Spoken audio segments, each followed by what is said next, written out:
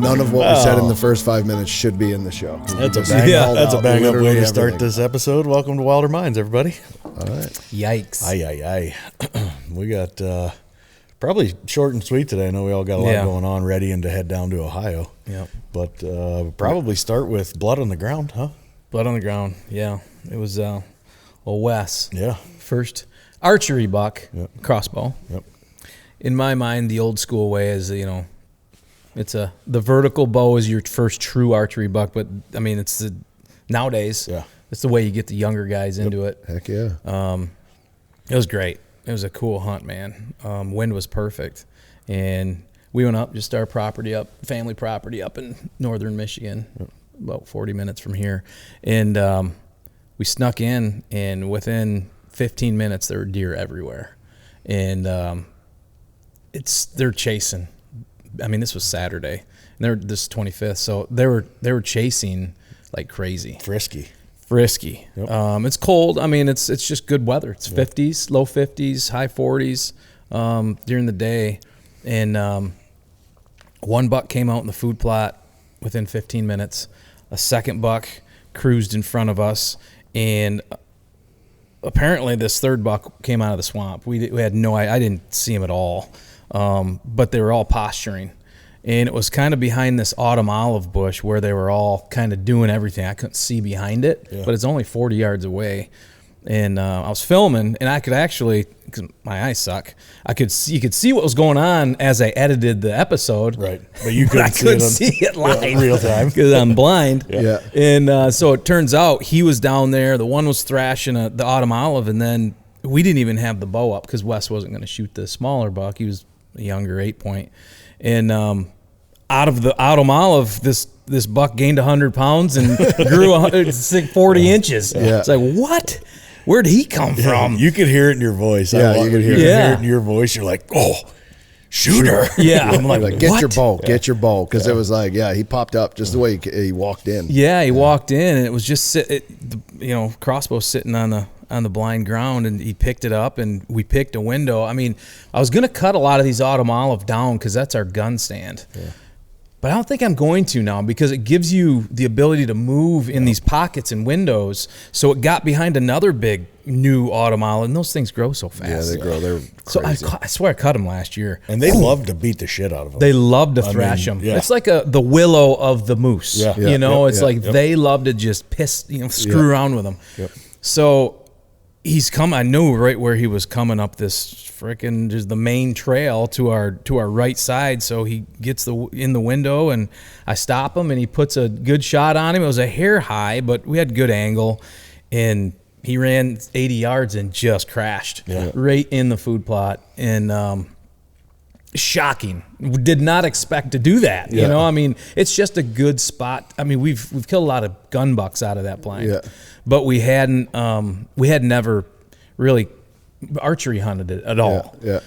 But it was just a good wind, and we just wanted to see some deer and see. We hadn't been out there much, honestly, just once or twice.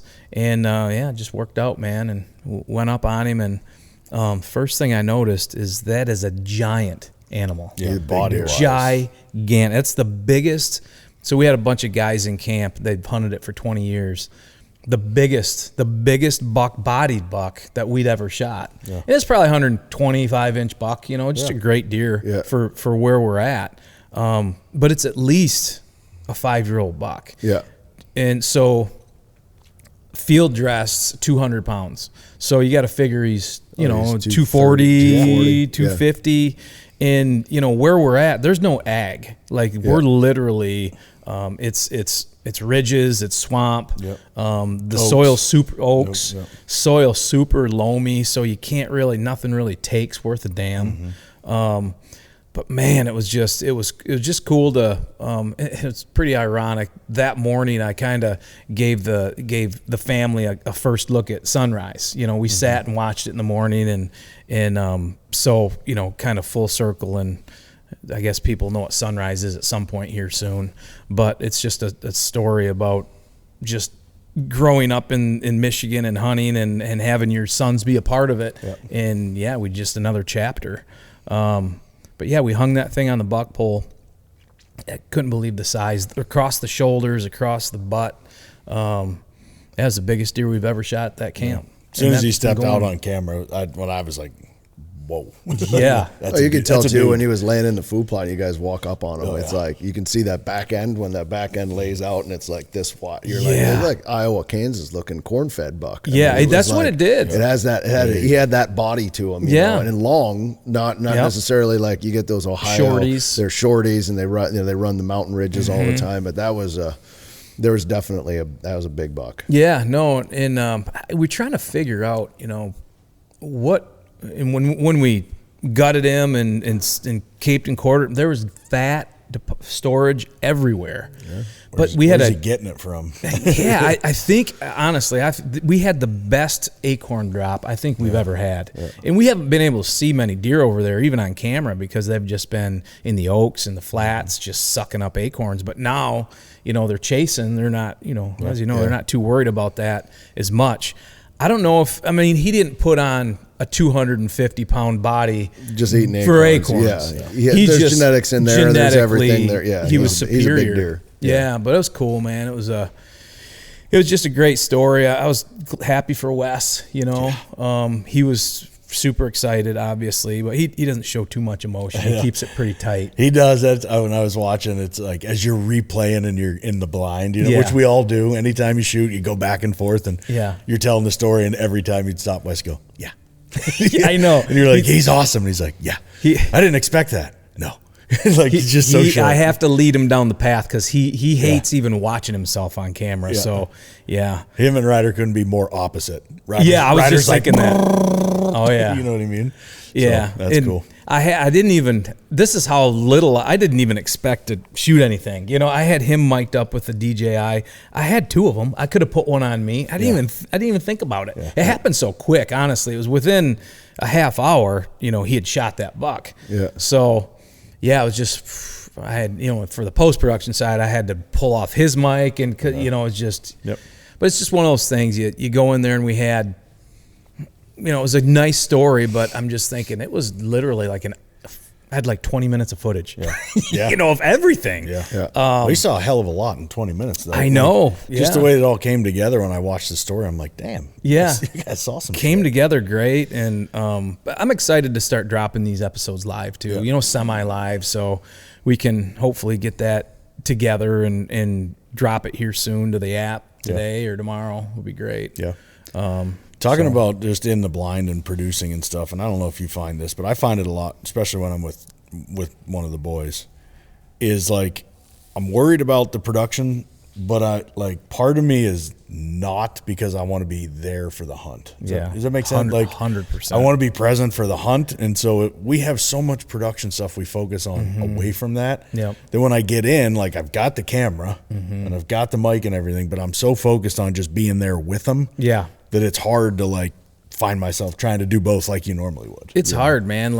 Honestly, I kind of black out as to what I'm filming because you're doing two things at once. The filming is the automatic part. Right. I'm doing that, but I don't have to necessarily help the boys out. And you're in a different phase, with Gunner. You have to help him through. Yep. The boys are old enough now where they can just kind of do it. Yep. But for me, it's you're still communicating and you're still worried about them making a great shot. When you guys are hunting, you just film. Yeah. And when you have your kids that are learning, you got to do both. And I honestly, the production is probably, it falls so low on the totem pole. But as soon as it happens, I'm like, oh shit, okay, now I got to make a story out of this. Now I got good footage together. And I was hand holding the 70 to 200, and honestly, it looked pretty damn good. So and the bonus of that is you have it. So to your point, you're trying to be in the moment, I'm sure, with the kid and everything else. Yep. But by filming it, you always can go back and you always have it and you always relive it. And what I love about filming the stuff that we've done over the years is we're frozen in time at whatever that was, at whatever. Yeah. So at whatever age, you know, when we, like 55 North, when we released that film, that fishing trip, they're all frozen in time at that exact age. They're never gonna. So you always go back and you watch that and you go, remember when they were that age? Remember when they were? So there's pros and cons to it because you know if you're in the moment, that's awesome and it's amazing. But if you film it while you're in the moment, then it's like, man, we got this forever. So it's a double-edged sword. I mean, that's always, I think, kind of what's driven me in storytelling is just like, always have loved the thought that whatever we shoot, like it is frozen in time. Yeah. Like we have that memory, but there's so many things, like, you know, putting together this recent Sunrise film, I went back, I was searching through all the clips of when the boys were little. I'm like, oh my God, I can't believe I filmed that. I can't even remember filming that. And some of it was with like a phone, some of it was with like a little Kodak, you know, handheld, you know, HD camera back in the day almost before GoPros. You know, it's just a lot of that stuff, and so thankful you have it. You know, not necessarily for a production value, but just to have it, man. Yeah, just as a father-son family. Just to have it. Family thing.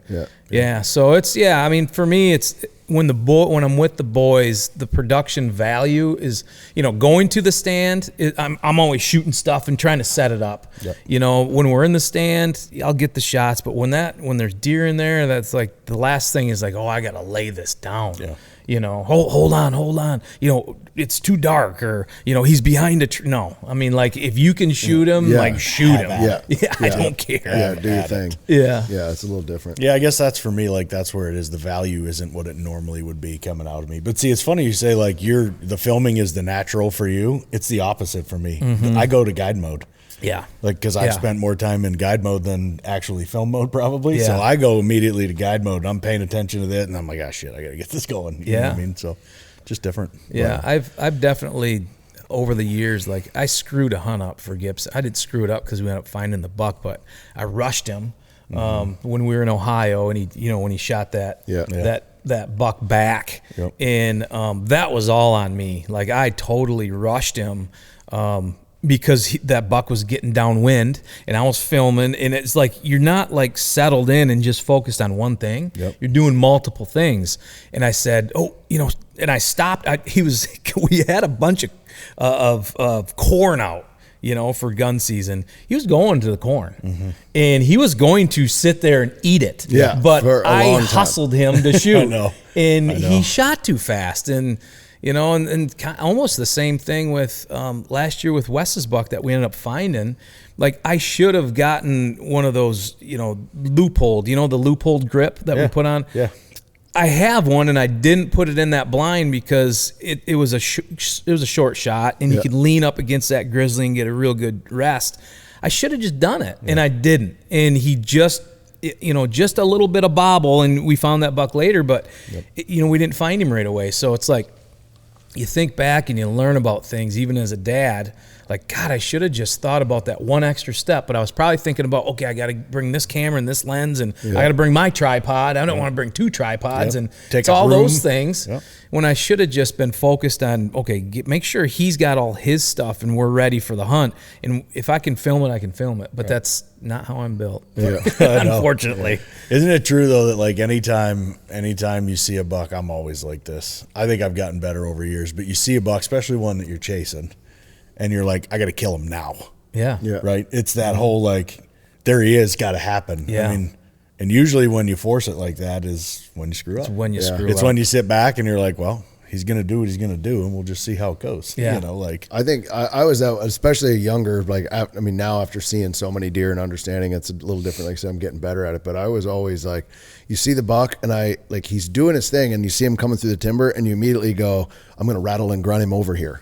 Get him to me. You know, I'm going to bring him right here to this tree. And so you're like, you see this deer moving through the trees, and you're just like, burp, burp, burp. And then you're like trying, and it's like, if you just, now it's like, I won't even reach for it unless he starts going it's like, what's he going to do? Let it happen. You know what I mean? Let it, read him for a hot chances second. are he's walking at me. I don't need to grunt at him to keep him walking at me. It's like, now I've just put him on alert. So it's like, I've learned that over the years of just like so many that I've messed up because I either rattled too soon or I grunted at him when I should have just let it happen, and then decided, oh, he's leaving, now I'm going to do this. And so, you learn, man. But I was like, my first go-to is like, you see a buck and you're like, grab the rattling antlers, and I'm like, I'm going to bring him right here to this tree.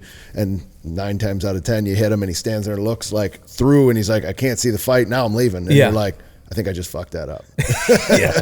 I think I just. And let's be honest, more times than not, it does not work. Yeah, right. I mean, grunting and even a bleat call or whatever. Like, I would say 9 times out of 10, it doesn't work. No. But when you get that one that's in the mood, and it works, it's addicting. It's like, oh, wait a minute, this is cool. Blind rattling is like, I will randomly blind rattle maybe once in the morning, like when after sunrise, you know, an hour in and I haven't seen anything, I'll rattle, sit down and go, okay, what's in the area, right? That's another. And then, but in the evening, I very rarely ever. Roll. I don't think I have. Now the other time is, you see a buck and he is in the distance and he is walking on a ridge and he's going a different direction, but he's far enough away. Like you catch him in the binos, he's 100, 200 yards through the timber or something like that.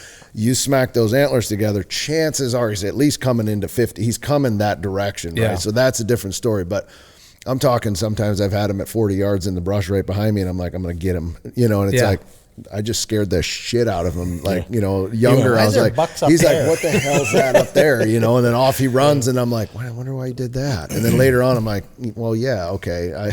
There wasn't a fight at 40 yards in front of him in the timber. And he was like, okay, I'm out of here, you know, but when you have the advantage of you can see them, but they can't see you, then it's like, it's Jagger. Then you can what just, it is. It's that setup. It is, there. It's Jaggers. Cause you know, they walk the bottom ridge and they can't see on top. So they got to come up. And when you have that advantage, then I think rattling is, and it is so exciting. There's nothing better than rattling. Oh my God. I mean, I think 4 of the last 5 deer that I've killed, with my bow, I've either rattled or grunted them in. And it's just one of those things where if they're in the mood, they're gonna, and they don't always run right in. A lot they of show times up in they'll take a couple minutes and they're looking. You know, they'll take their time, and a lot of times they'll walk away almost like a gobbler. They'll start thinking about it. Like, no, I think I'm gonna go check that out. You know, and a lot of it, even with gobblers, it's like volume is so important. Like, is the volume right? Are you reading the deer right? Are you reading the gobbler right? And a lot of that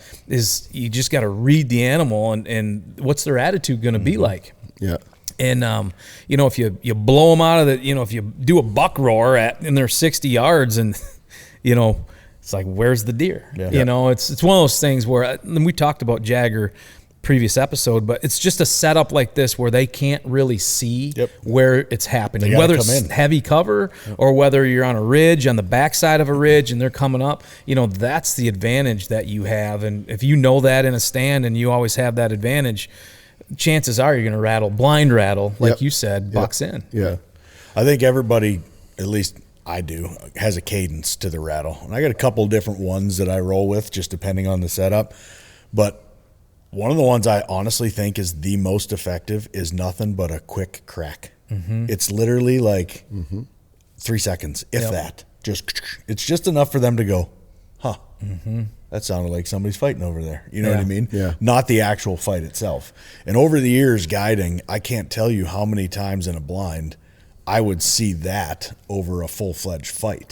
Is, you know, they square up, and even if they don't snort wheeze, they square up, and one quick crack, and then they both pull back like, we don't really want to do this right now. You know, and I think that pisses them off more than anything. I go, the one deer I killed in Iowa, I killed a 163 in Iowa, and I was sitting in a inside corner standing cornfield. And I couldn't see the deer, but I could see the autumn olive at a 45 across the corner. And the top of the autumn olive was just shaking back and forth like crazy. So I knew there was a buck there beating the shit out of it. And I said, I'm going to reach down and I'm just going to crack these one time. And that's all. I literally reached down. I didn't even take them off the tree, off the hook. I smacked them together and I looked up and the olive stopped shaking. And I started seeing the tops of the corn move. And I'm like, oh boy, here he comes. You know, and that's literally all it took. And as he came through there and came around, he was just, I mean, looking like crazy. And I think he couldn't pinpoint it. He didn't know exactly where it came from. And it was just enough to like pique his interest. I think it goes back to the volume thing. Like, if you give them volume for 60 seconds, they can really think about, okay, does that sound real? Where is that? But if you do just hammer them together quickly, they'll hear it, but then they're like, man, it's over. I gotta check that out. And like you said, how many times I can't. Maybe on one hand, I've seen knockdown, drag out fights. Yeah. Like maybe. Yeah. But I've seen a lot of, quick lockups. And they're out. The little buck takes off. The big buck's like, hell out of here, man. I'm going to kick your ass. I can remember the first time, we were obviously as guides, we were working in the deer industry for a long time. And you want to learn deer, you live with 650 of them every single day walking around your yard. It's like that, you get to hear all the sounds. The first time I heard a real fight, I was like, that's not how I sound at all. Like, it's not even close. Because there's actually, like, even in a knockdown, drag out fight, they're not standing next to each other going, pop, pop, pop, they're pop, feeling with each their other out. They're pushing. It's more like pushing timber. It's more leaves. It's more. And so I will actually, like, I'll bang on the tree. Like, if I rattle, I will hit the tree that I'm in, and not like, it sounds like there's stuff moving versus like just sit there and take these, it's like, people will use the rattle bag. I understand, like, they have different forms, but like when you just sit there and rattle that bag back and forth, it does not sound like what a deer would sound Never like. rattle the bucking with a bag. And so real antlers, and to your point, quick and easy. And it's the same with like grunts and all the different sounds of like the different cadences of grunt, whether it's a tending grunt or what the short little bup, bup, bup, bup, bup, bup, like that, or if it's going to be a long roar. But again, it's like living with them and understanding it. Like, I would hear it and I'd be like, I've never heard that vocalization before. But then I would integrate it into hunting them, and all of a sudden I'm like, oh, that's working, versus what I thought a grunt was. So it's like over time you get to the experience of seeing it all, and then you realize, like, do I sound like that? No. So I need to change to sound like that, because that's real. He just did it in front of me, But yeah, with rattling, it's more locked up, and a lot of times I will put them together and just barely like rub them versus like smack them and run. It's like you put them together and you hear that sound, and it's like you're slow with it, and then I'll bang on like a branch or a tree or something. Like, I'm getting pushed around more than get after it and just start making noise with antlers. What I wish we could do, and this has killed more turkeys than calling, is scratching. The scratches in the leaves, because that's natural. I wish, and there's an old timer that had he would hang a branch from a string, and he'd set it up so there's a bunch of leaves at the base in my hometown, and he'd just pull the rope, and you could hear the leaves moving at the base of the tree, but he would rattle and then do that. If you could do that, or honestly, I've seen guys put rattling antlers on a bow rope. And just hang them and move them, kind of like drop them, into the leaves. Kind of the same thing. Deal. But it's like the Larry Weiss zoom. I've never had the balls to try it. I know. It just feels like, it probably sounds more realistic, but to me it feels weird. I like the aesthetic of putting that bone in your hand and being able to manipulate and I've had the same rattling antlers since 2004 or 5, like the same bone, and if I wouldn't even be able to guess the number that it's rattled in. I wouldn't even be able to, between all the guiding career plus. I wouldn't. We had that stand in Illinois when we had our farm down there, and that that one stand, did we call it 45 or something, or it was a number. But it was over 30 in one day. I never left this. It was the greatest day I ever had a hunt in my life, but it was over 30 different bucks. And it was like, what is happening? Crazy. I didn't even know we had that many deer on the entire acreage, let alone at that stand that day. And that was CRP wrapped, right? That was CRP wrapped. And it was just like, I sat there and I just couldn't believe every time I hit the antlers together, there was 2, 3, 4, and they're all different bucks. And then they would fight in front, because once you get them in front of you, then you just let it happen. Then they would fight, then another one would show up, then this one, and it was just like, it was unbelievable. But I couldn't imagine. Couldn't even begin to fathom. I had a day at the school bus in Iowa, 21 in one morning. And the 21st was 172-inch slick 10, giant. Came to full draw, 12 yards, and the guy that was filming was on the backside of the tree, locked up, facing the other way, and he couldn't spin. And I was sitting there at full draw, like, "Are you good? Are you ready? Are you good? Are you ready?" Never heard anything from him. I'm like, oh my God. So I held a full draw. It had to have been 25, 30 seconds.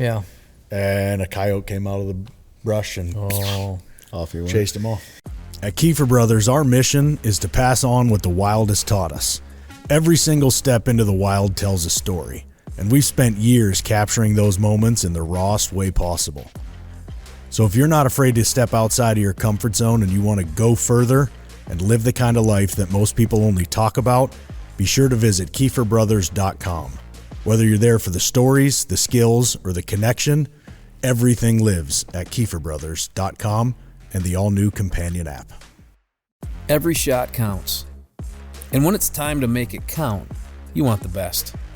Winchester Ammunition has built its legacy on a commitment to innovation by continuously pushing what's possible. In the heartland of America, the American legend crafts ammunition that's purpose-built, reliable, accurate, and ready to perform no matter how harsh the conditions. Whether you're hunting or shooting for sport, Winchester will be there. All right, let's talk about beer for a second. You ever notice there's a big difference between Busch Light drinkers and other beer drinkers? I like to say we live on the wild side. You know, a guy with a Busch Light in his hand, he's a man of the people. He's out there in the wild every day. He's in the trenches smashing bushies with a smile on his face. You know why? Because he doesn't care. He's not looking for a soulmate. He just needs something to wash that damn jerky down. And he's got himself a 12-pack of Freedom in a can. And when that can gets cracked, it's like opening a door to a whole different world. It's just a vibe. And if you haven't felt it, you should. So go grab yourself a case of bushies, give them a rip, and take a walk on the wild side. Wherever your adventure takes you, count on Bass Pro Shops and Cabela's to make it memorable. From the timberline to the campsites to the lake and the range, get your family outfitted with the right gear. With premium brands like Worldwide Sportsman, Ascend, Instinct, Redhead, and Natural Reflections, they've got the apparel and the gear to make it the best adventure ever.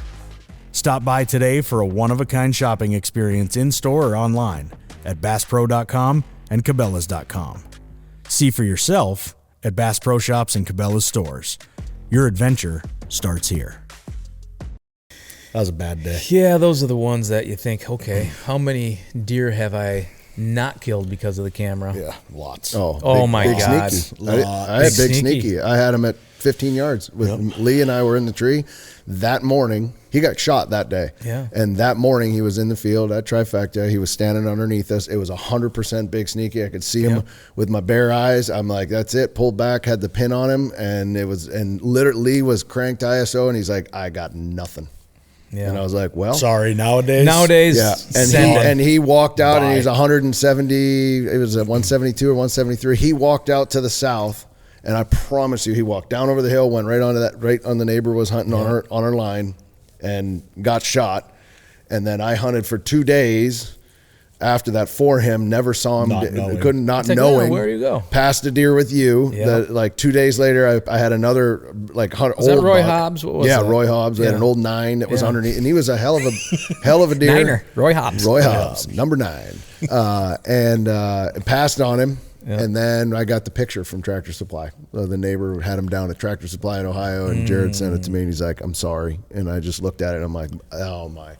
He's such a cool buck, so much character. Yeah. The Sneaky family has eluded us for a long time because there's so many of them. There's Junior. There's Big Sneaky Junior. Now there's Sneaky 3 or Sneaky Pete.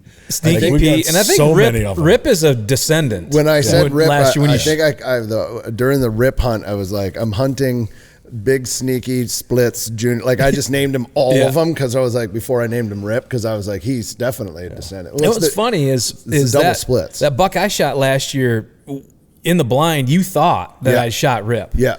And because it had splits and it was just a different deer. Obviously, it wasn't Rip. Yeah. But I did have that deer. I had your deer like 2 days prior. You're self-filming, right? Yeah, I had that deer, and I went to full draw on that deer, but I was self-filming, and then Rip came out of the left corner. That's the first time I saw him. That's right. Yeah. And so like I was literally at full draw on your buck, and I was like, I looked to my left, and I'm like, oh my! And I put down. Yeah. He walked off to Jagger, and that's when I had Rip for the very first time, and it became like the story. It became the start of this whatever. But when you shot that, 2 days earlier, I was at full draw, would have smoked him, and then Rip saved him by walking out. Appreciate right that, there. Rip. I mean, look at that, how that story unfolded, though. I mean, Yeah. you were chasing Rip. You're going to shoot that buck. You didn't even know you were chasing Rip until that happened. No, until I looked over to my left and saw, 160-inch deer standing there. I was like, nope. And that's the thing that I'm excited about is we have a lot of those stories that are going to unfold here in the next 3 weeks. Yeah. Like, we don't know what the story is going to be yet, but one thing will happen that'll lead to another. You'll kill something that, I saw him. I mean, it's just that's why I love hunting the same farm. Yeah. Because you can all build every night. There's stories that build, and you figure more things out. And yeah, I mean, that's what I want to try to document this year is more of that everyday, on the ground storytelling. Yeah. The journals like we talked about. Yeah. Journals every day. Yeah. Let's just do them. Yeah. Well, that's the good thing is, so for you guys that are listening, so right now Sunrise is a film that'll launch, and then after that we're in basically semi-live. Yep. So Weston shot on October 25th, and today's the 29th, and we're going to launch it this week. So within a week, we're trying to get these things out. Now, as we go, we're trying every 3 to 4 days to put out something on the app so you guys can follow along, and it's going to be all the stories like basically semi-live. Yep. As live as possible, basically. Yep. And it's going to be fun to see it unfold because the month of November is jam-packed. Mm-hmm. Jam-packed. We won't be home basically till Thanksgiving. Yeah. Cousin Cornelius and I got to get on the board.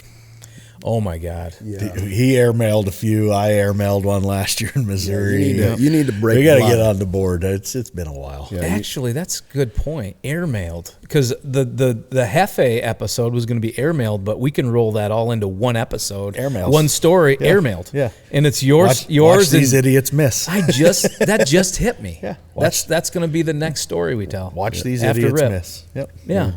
Airmail.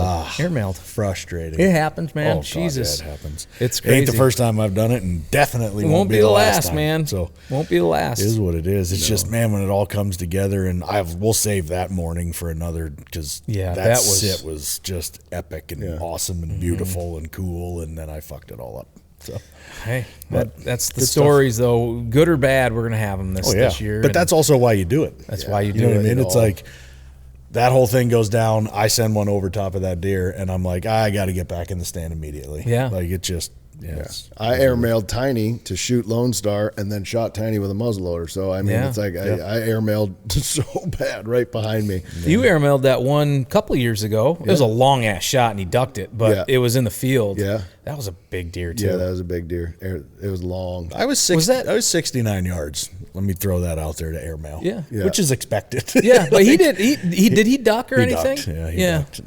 Not terrible. lot. And you expect that. I mean, I should have bottomed it out. I drew back and I said I should put this pin down there, and then I didn't, and I shot, and everything that should have happened. Yeah. So that's just how it goes. Well, live and learn, man. Live and learn. it's one of those things, the seasons, things happen. Like I was filming Gibson 2 nights ago, back at the farm at our property up north, and there's 10 point. He's a 140-inch deer. I had him on camera.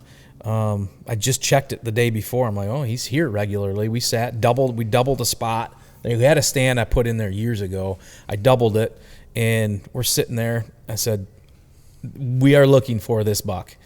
Like an hour before dark, whoop, he jumps out of the food plot, out of the swamp, and I look, and it looks like someone's holding a mount.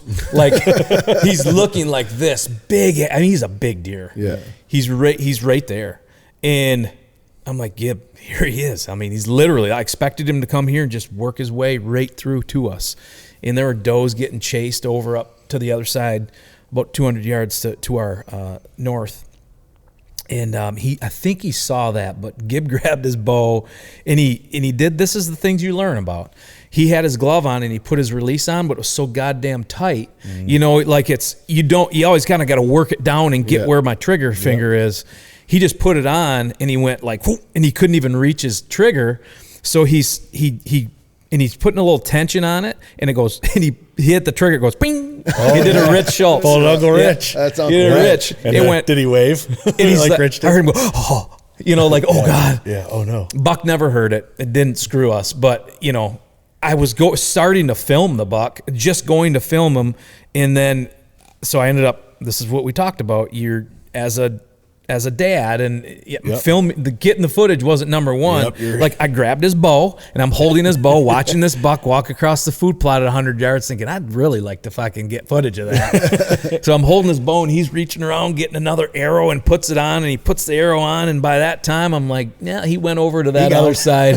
So we didn't get footage of him, but that buck, I don't know why. Usually I don't get shook, but I put him in my binos. I was like, oh my God, like he is super impressive. He comes out real wide and tall, and it might not even have been. I looked at him so quick. It might not even have been the one we looked at. The 10 you were expecting. No, this is a dude. His neck was this big around.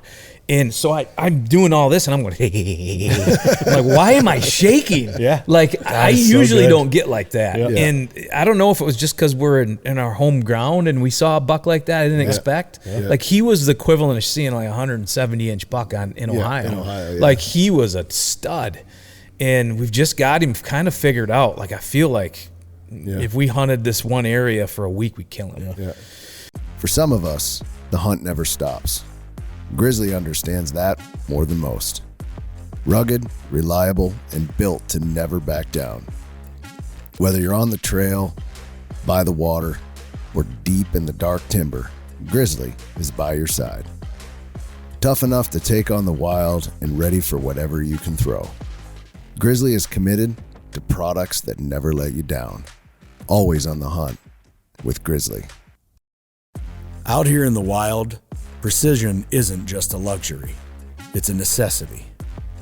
Leupold Optics is built on the foundation of American craftsmanship, where every features function first. For over a century now, they've combined dedication and technology with a relentless put-it-to-the-test attitude, creating optics that stand up when everything else stands down. When it matters most, you need the best. That's what you get with Leupold Optics. While other companies out there warranty failure, Leupold guarantees performance for life. You've got things that matter. Memories, heirlooms, documents, firearms. And we all know that life is unpredictable. At Winchester Safes, they make sure life's unpredictable moments don't take those things from you. They use state-of-the-art methods that refuse to sacrifice quality. They put everything they have into their products, offering proven protection and peace of mind. There's only one safe company worthy of the title, the American Legend, and that's Winchester Safes. Follow at Winchester Safes or learn more on winchestersafes.com. When you're miles from help, second chances don't exist. That's why we shoot Rage broadheads. Massive cutting diameter, field point accuracy, and devastating results when it matters most. Hunt with Rage. Well, the shit you learn, right? I think to the glove thing. So there's one guy, obviously, we've hunted with him forever, Chad, down in Iowa, who is the luckiest son of a bitch. So I'll never forget, he killed 172 or 74 inch 9-point. I mean, this deer was an absolute slammer. They were cutting the field. He went and threw a ladder stand up quickly into this cedar tree. And it was much like the PBR stand when the wind blows. Like you feel like you're riding the back of a bull. Yeah. Because the top of the cedar tree. I actually took a picture one time. The water bottle I had in my backpack was thicker than the tree at 16 feet. So as you can imagine, she's pretty whippy. But he went out and it was windy as hell that day. This deer came out of where they were cutting corn, comes running up through the cedars up this terrace, and he stops at like 25 yards. And Chad knocks an arrow, sends the arrow, misses him clean, 100%. The deer kind of like, he drops and he's like, holy shit, I heard something. What was that? Kind of freaks out. Yep. And he's looking around. Chad's pissed because he says he missed because he had his glove on and a shooting hand. So he reaches up and he takes his glove off. The wind rips the glove out of his hand. The glove falls down on the ground. The deer looks at the glove and comes closer to him and comes to like 12 yards. He knocks another arrow, takes his other glove off, and shoots him at 12 yards. in a ladder stand basically in the wide open. That was just put in there. It was just hung there. So yeah. I'm like, when he called, he's like, I got this deer. I'm like, he's telling me the story because I was there. He's telling me the whole story. And I'm like, what? Like, if that was me, that deer would have been, he'd have been in Missouri. He'd never showed up. If it was me, I'd never seen him. It'd have been like, what 9 point? I never saw him. And I keep saying every year, I want to be on the receiving end of that. Like, I want to be one of those guys that sits down and looks up and just goes, oh my God, there he is. Here he comes. Look at that. This could be the year. Maybe we talked about it when we were on Dropped. It was like, I want to be that guy that floats around, and next thing you know, he's standing there, and fun things happened this year. So maybe it's the same thing with deer. It's like, I want to be that guy, you know. Just once. Yeah. Like, I just want that one time. Yeah. Or like the little kid that kills like a 220. Yeah. He goes and gets in the blind and gun season. He looks up and he's like, there's a good buck. Yeah. Pow. It's like a state record. Well, I mean, you think about a lot of those deer. Megatron, days on stand for him. Weeks. Strong arm. It was a strategy session, and we got to do this. I mean, there's rarely a time that I can think of that, you have a majestic lion. Yep. You haven't put like a lot of time in to kill a deer, but you guys both are, but you're very specific. When you find a deer you want to kill, you put that time in. And for me, I want to shoot a mature deer. Yeah. That's what I'm looking for.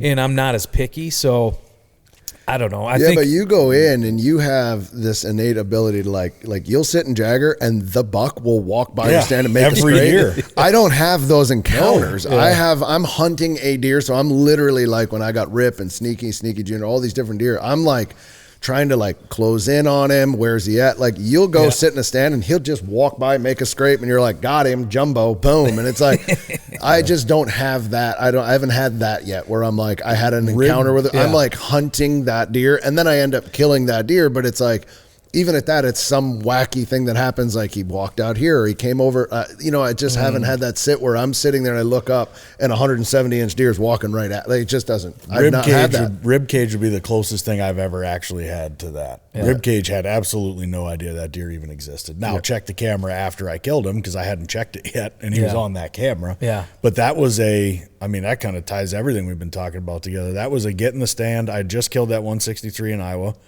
the quick tickle. Went down to Kansas, rattled. That's what she said. And it was a full blind rattle.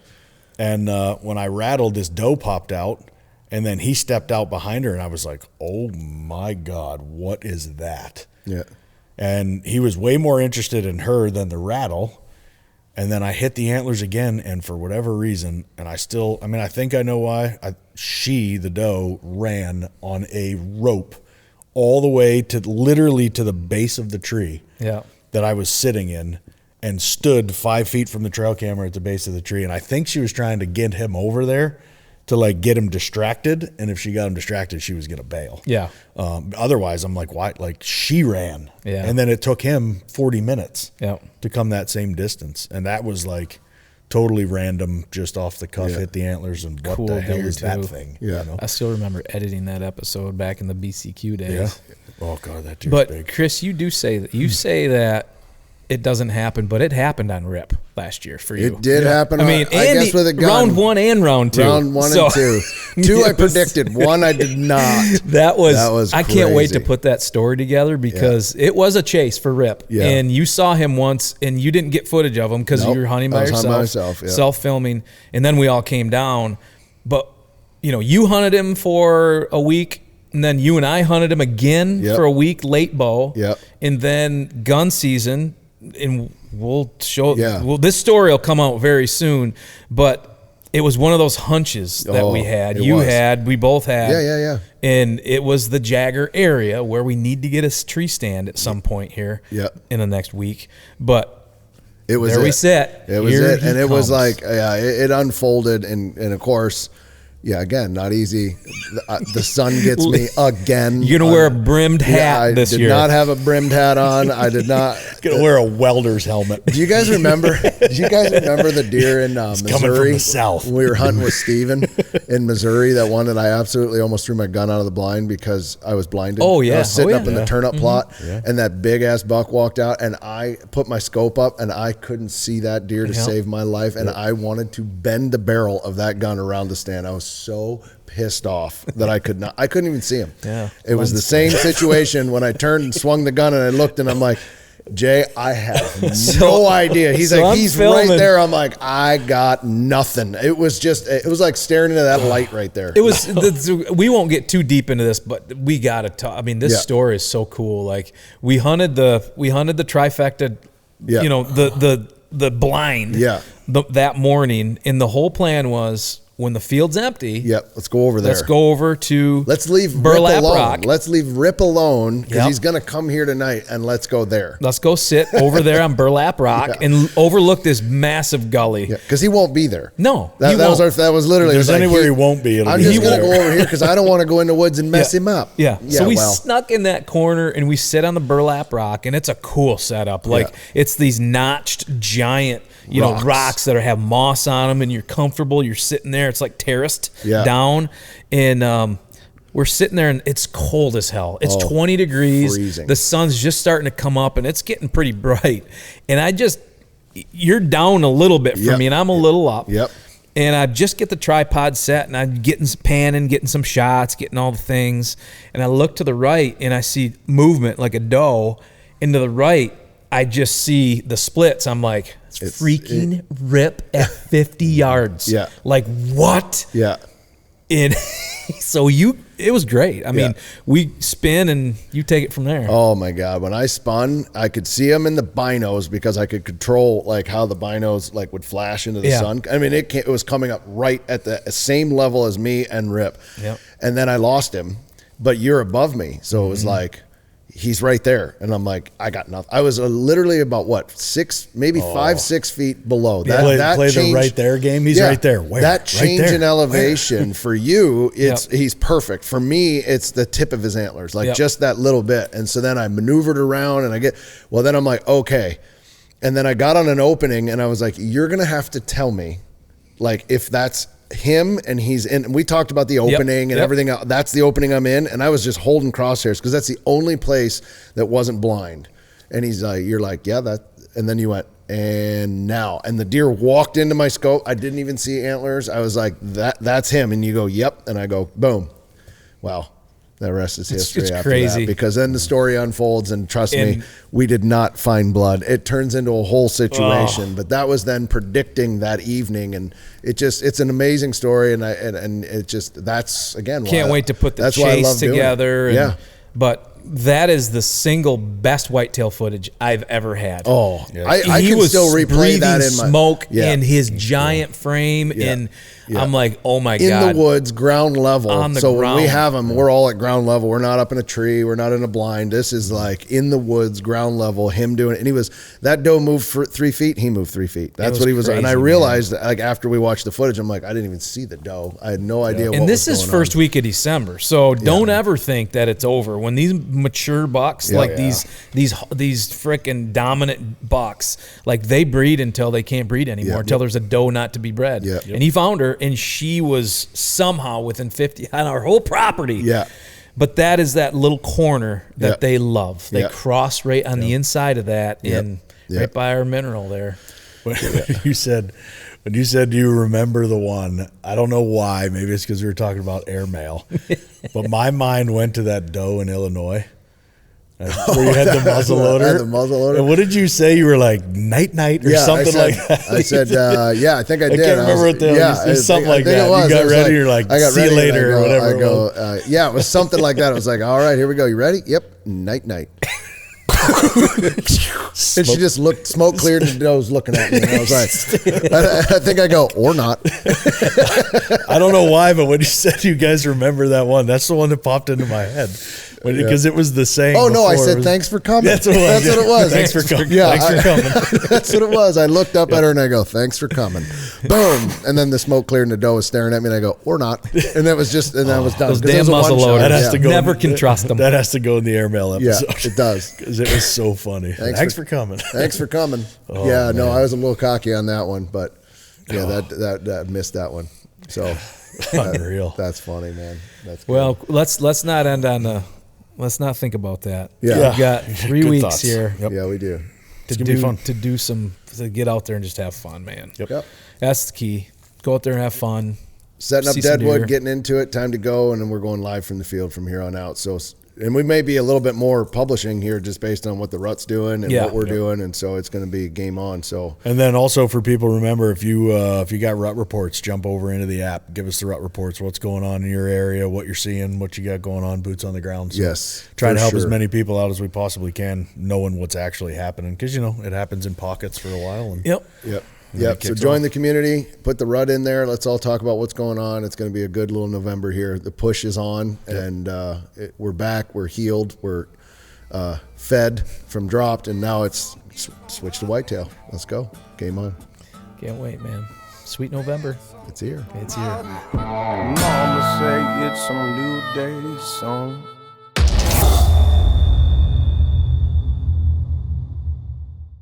Seeing your arrow vanish in the dark is pure adrenaline. Nocturnal makes it clear. Bright, tough, and dead simple to use. Low light or last light. Track your shot all the way through. Shoot Nocturnal. Some call it out on the trail. I like to call it the road less traveled. The kind of place where the going gets tough. That's where Tracker Off-Road comes in. Made for those who won't back down. Tracker Off-Road delivers the hardest working machines with the greatest capability at the strongest value in the industry. Built by those who know what it takes and designed for those who don't turn back. Tracker is dedicated to delivering machines that let you get the most out of your day and your dollar. Ready to take on your next adventure? Go with Tracker Off-Road. Accuracy isn't optional. It's survival. Carbon Express arrows are built for serious hunters chasing clean kills and confidence in every shot. Across the Midwest or all through Alaska, it does not matter. Hunt hard and shoot straight. Carbon Express.